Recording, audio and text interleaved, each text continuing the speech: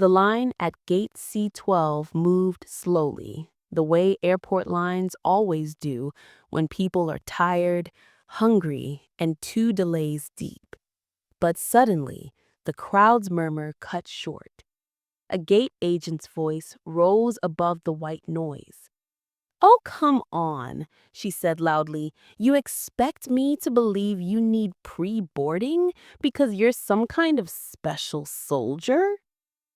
Every head in the seating area turned. Standing at the counter was a tall man, posture perfect, uniform pressed despite the travel grime.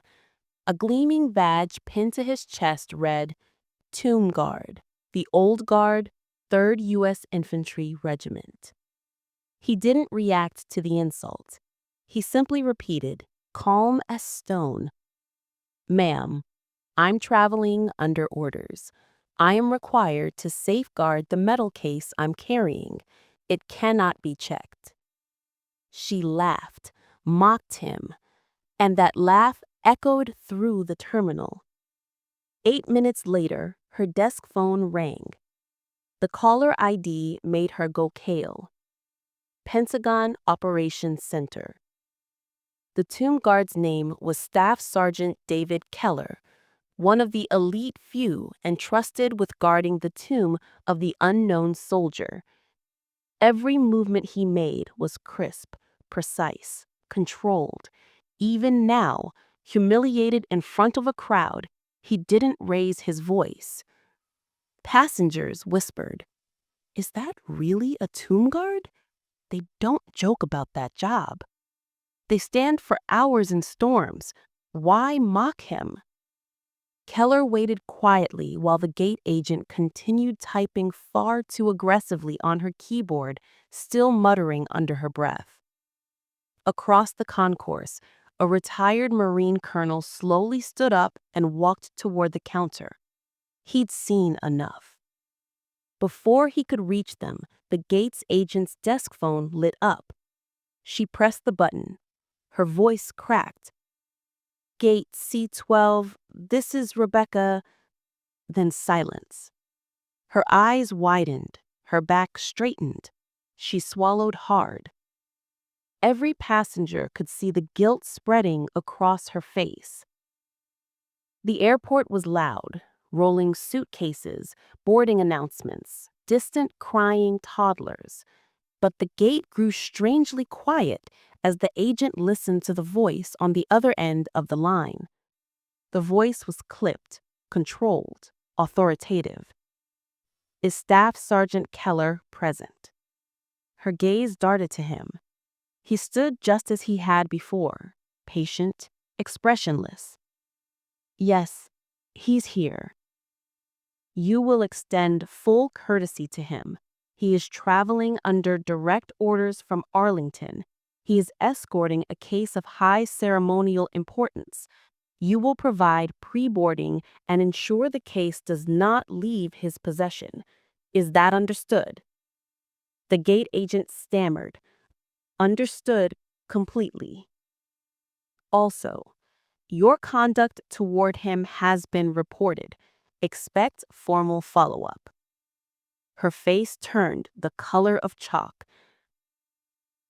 She hung up slowly, knowing the entire gate area had witnessed her humiliation. Then she looked at Keller, not with arrogance now, but with trembling regret. She cleared her throat. "Staff Sergeant, I'm sorry.